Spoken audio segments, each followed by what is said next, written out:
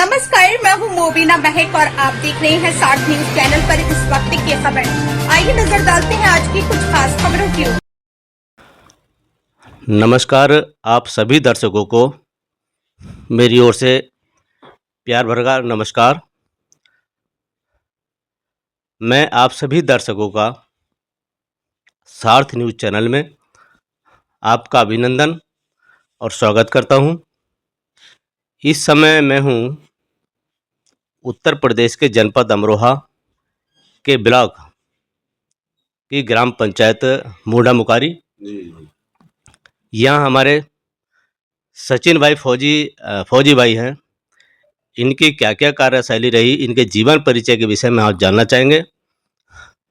तो फौजी भाई, आपका हमारे सार्थ न्यूज़ चैनल में बहुत बहुत स्वागत है। बहुत बहुत धन्यवाद, सभी को मेरा राम राम। जी फौजी भाई, हम आपके जानना चाहेंगे कि आपका जीवन परिचय आपका कैसा रहा, कहाँ से आपने शुरुआत करी, आपके मन में ये क्या था कि मैं फौजी बनूंगा या डॉक्टर बनूंगा या अन्य क्या चीज़ बनूंगा, इस संबंध में ज़रा बताएं हमारे दर्शकों को।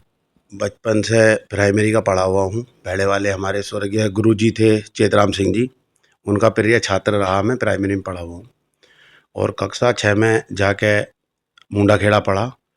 और मेरा पिताजी जो है बीमार रहते थे, मानसिक रोगी थे। घर की जिम्मेदारी मेरे पे बहुत जल्दी कक्षा 6-7 से ही आ गई थी। और मैं बायोलॉजी से मैंने इंटर किया मुंडा खेड़ा से। बनना तो मैं डॉक्टर चाहता था, लेकिन मेरी घर की स्थिति ऐसी नहीं थी। पिताजी मेरे, क्योंकि मुझे खेती करना पड़ना, डॉक्टर बादल मेरे साथी हैं, मेरे क्लास फेलो हैं। लेकिन मैं स्थिति को देखते हुए, अपने घर की स्थिति को देखते हुए, तो मैं सेना में जाने का मैंने सोचा और मेहनत करी। तो मेरा जाट रेजिमेंट में सिलेक्शन हो गया था। ये आपने कब गए इसमें? मैं सन 2002 में सेना में चला गया था जी। और फिर मैं वहाँ पे कुछ एक्सीडेंट हो गया था, बीमार हो गया था, तो मैं मेडिकल पेंशन आ गया था समय से। और मैंने आके यहाँ पे अपना संघर्ष जारी रखा। थोड़ा उस समय मेरा मोराल डाउन हो गया था जी। और मैंने आके फिर अपनी दोबारा पढ़ाई करी। ग्रेजुएशन नहीं करा था, मैं इंटर ही पास था। अच्छा। और मैंने गार्ड की नौकरी करी BSNL में। अच्छा। और मैं मेहनत करता रहा। मेरे फौजी साथी थे, उनके साथ मैं उत्तर प्रदेश ग्रामीण बैंक, जो पूर्व में प्रथमा बैंक था, हम 14 फौजी उसमें सेलेक्ट हुए। एक विजेंद्र फौजी में मेरे साथी अपने ज़िले से, राजेंद्र फौजी हैं, नरेंद्र सिंह हैं, हम 4 जने अमरोहा ज़िले के सेलेक्ट हुए थे। और मैंने अपने जीवन को बस यही समर्पित करा है। एक फौजी होने के नाते मैंने ये सीखा, ईमानदारी, वफादारी, सम्मान, सेवा भाव। जहाँ भी गया मैंने अपने काम ऐसा करा, लोगों से अपनी पहचान बनाई। लेकिन जब आप काम अच्छा करेंगे या कोई गाड़ी भी चलाएंगे तो एक्सीडेंट भी होंगे।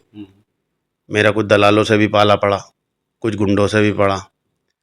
तो कुछ किसान यूनियन के लोग मेरे घर भी आए कि ये काम करो, क्योंकि मैं क्लर्क हूँ तो मैं लोन वगैरह का ये चीज़ें करता नहीं हूँ। और जो सही है उसका लोन हो भी जाता है, जो गलत है वही भागा फिरता है, वही वैसी चीज़ें करता है गलत सलत। तो उसमें उन्होंने मेरी बहुत शिकायतें भी करी, 5-6। वो सब जांच हुई, कुछ था नहीं तो कुछ कर नहीं तो डर नहीं। तो वो सब निरस्त होगी। फिर मेरा ट्रांसफ़र हो गया कुआखेड़ा से। फिर उन्होंने जो है मुकदमा डलवा दिया, वो भी निरस्त हो जाएगा ईश्वर की कृपा से, क्योंकि गलत चीज़ आप साबित नहीं कर सकते। और ये अपना काम मैं पूर्ण ईमानदारी से कर रहा हूँ।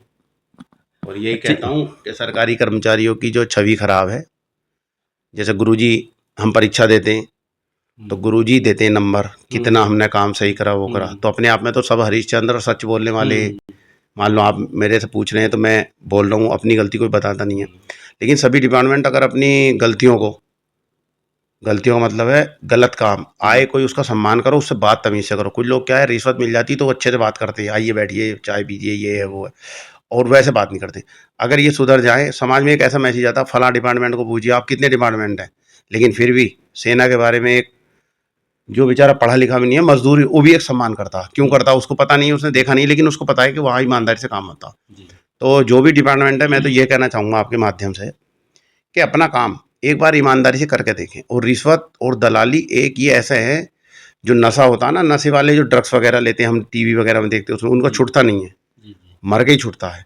सरकार भी बहुत कोशिश कर रही है, डिपार्टमेंट बने हुए हैं बहुत सारे, लेकिन इनको रोकना भी बहुत मुश्किल है। तो ये अगर एक आदमी ने भी ये वीडियो देख के छोड़ दिया नहीं गलत काम, तो ये बहुत अच्छी बात है। मैं तो यही कहना चाहूँगा आपके माध्यम से कि गलत काम से बचें और सम्मान सेवाओं से एक बार काम कर दें, मन को बड़ी शांति मिलती।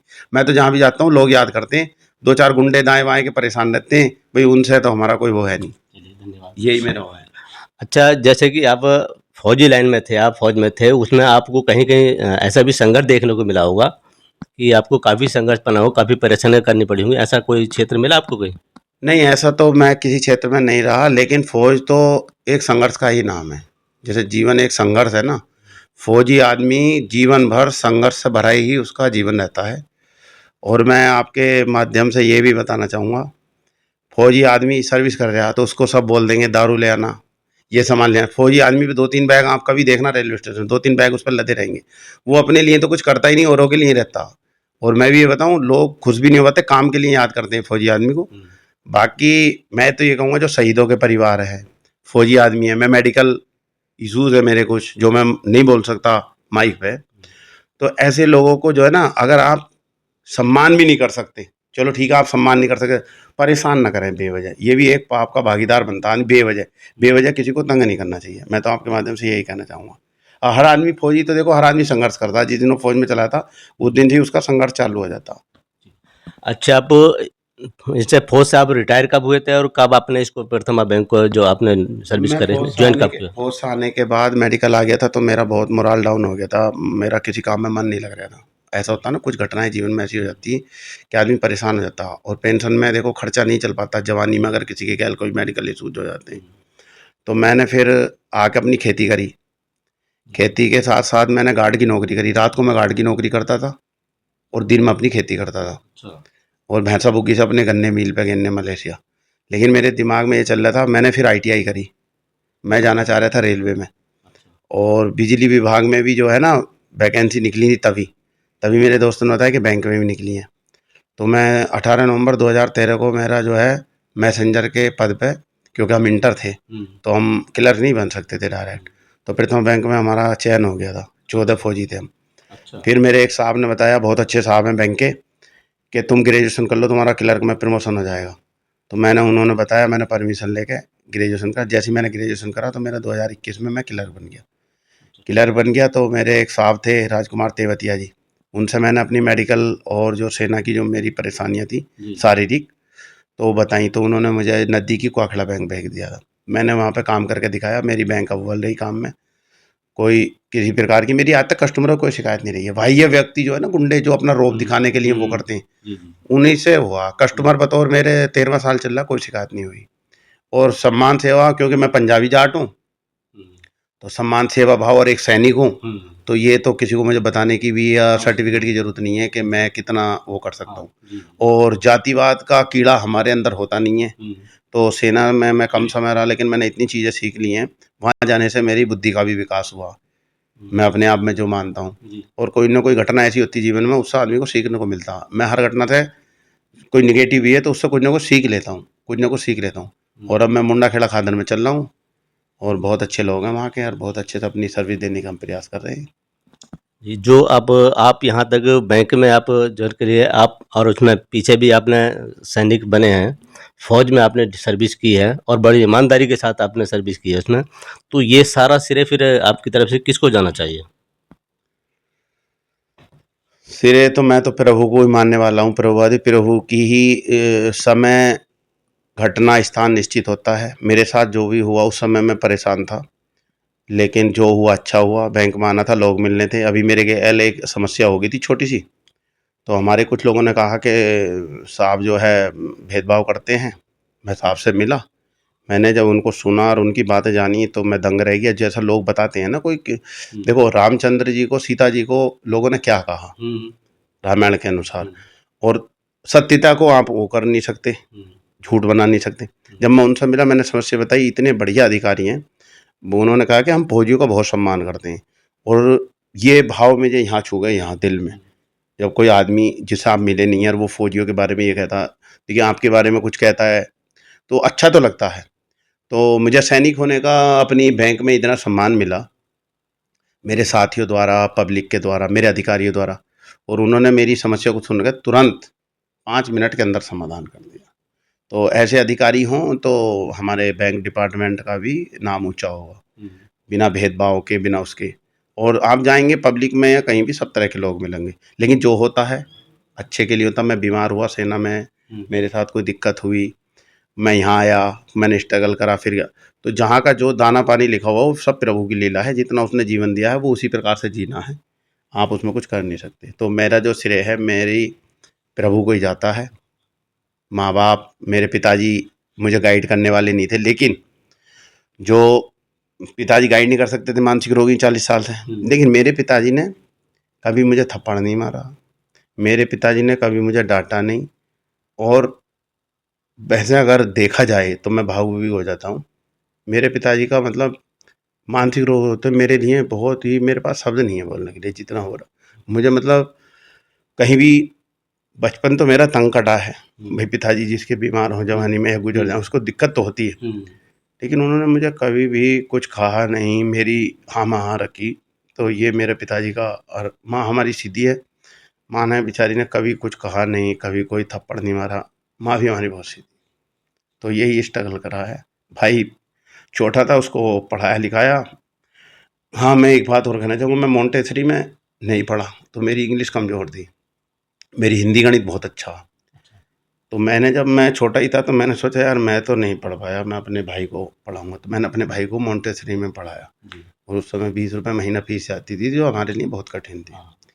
और वो पढ़ा, और अब वो बिजली विभाग में TG2 बन गया था। तो मैंने अपने भाई के लिए भी बहुत मदद करी। फिर जब उसका एक्सीडेंट हो गया तो उसमें भी जो मुझसे बना मैं, और मैं सामाजिक कार्यों में, जो गरीब ऐसा है व्यक्ति आते हैं ना बैंक पे, उनके लिए किसी को मच्छरदानी, कंबल, जो ज़रूरत मुझे लगती, थैला, जो मुझे लगता है प्रेम भाव से, मैं सम्मान में अपने लोगों से, मतलब मुझे लगता है कि इनके जो मदद करनी, चाहे मैं 200 की कर रहा हूँ, 100 की, मैं सेवा भाव करता रहता हूँ। मदद के लिए, हाँ, बस यही है कि मैं अगर एक आदमी की भी मदद करके उसके चेहरे पे खुशी ले आया तो मेरे जीवन का जो ये उद्देश्य है पूर्ण हो गया। मेरे यही है, सेवा भाव से मतलब मैं कार्य करना चाहता हूँ।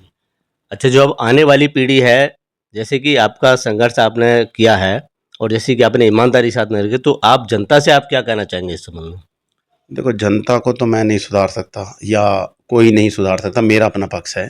अपील यही है कि अगर आपकी वजह से एक आदमी भी सुधर गया, दिखावे में मर रही है दुनिया, ज़्यादातर दिखावा चल रहा है, झूठ पूरा पिल रहा है, और गैर कानूनी कार्य, जैसे मान लो हमारे गांव कृषि के लोग हैं, जिस पर 50 बीघे ज़मीन है वो भी वही खर्च कर रहा है, 20 बीघा वाले वही कर रहा, 30 बीघे वाले वही कर रहा, ट्रैक्टर मॉडिफाई करा रहे, बच्चे घर कुछ कह रहे हैं सुन नहीं रहे।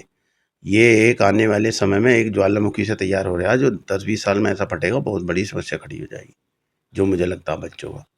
तो बच्चों को जो है ना ध्यान दें, और बच्चे मुझे लगता है सुन भी नहीं रहे हैं ज़्यादातर। माँ बाप को जो है ना, एक लाइन के पहले क्या होता था, पड़ोसी के बच्चे को डांट दिया, कुछ कह दिया तो कोई होते नहीं थी कोई दिक्कत। अब अपने ही नहीं कंट्रोल हो पा रहे हैं, जो मैंने नोटिस करा। तो यही है कि बच्चों पर ध्यान रखें और इन्हें गाइड करें। और ये मॉडिफाई जो ट्रैक्टर मोटरसाइकिल है ना, इन पर बहुत ध्यान देने की ज़रूरत है। और हमारे बड़े भी गलती कर रहे हैं, हूटर लगा के गाड़ियों में, आपने देखा हूटर लगाते हैं। अब जब हूटर लगा दिया और वो दिख रहा है तो बच्चों पर प्रभाव जाता है, बच्चा जैसा दिखता है सोचता है ना वैसा ही बनता। मेरी घेर में गाड़ी खड़ी होती है, तो मेरी भतीजी है 3 साल की या 2.5 साल की है लगभग, जब वो बैठती है तो मैं फौजी आदमी हूँ, तुरंत सीट बेल्ट लगाता हूँ, तो वो भी सीट बेल्ट का इशारा करती है। मैं ये बात क्यों बता रहा हूँ, छोटी बच्चे जैसा देखते हैं ना, अनुभव करते हैं, बड़ों से वैसे ही शिक्षा चली जाती है। तो हमें भी बहुत सुधार करने की जरूरत है। समाज को नहीं सुधार सकते, लेकिन मैं अपने आप को सुधार सकता हूँ। हाँ, समाज तो बड़े बड़े जितने भी ग्रंथ हैं, हिंदू, मुस्लिम, सिख, ईसाई, सब में लिखा हुआ है चोरी करना अपराध है, मर्डर करना अपराध है, बलात्कार अपराध है? लेकिन वो क्यों लिखा हुआ आ रहा? क्योंकि सदियों से होता आया। उसको हम समझा सकते हैं किसी को, लेकिन रोक नहीं सकते। क्राइम को नहीं रोक सकते, लेकिन गाइड कर सकते हैं। लेकिन अगर एक आदमी भी सुधर गया तो ये बहुत बड़ी बात है। सही बात है। और होता मन से ही है। मैं तो अपने मन से यही कोशिश करता हूँ कोई गलत काम ना हो। चलिए, ठीक है साहब, धन्यवाद। ये हमारे सचिन फौजी जी हैं, इन्होंने अपनी जीवन परिचय का संदेश दिया है। इन्होंने कैसे कैसे संघर्ष करके यहाँ तक पहुँचे हैं। आप सभी दर्शकों के लिए नमस्कार, प्रणाम, स्वागत है।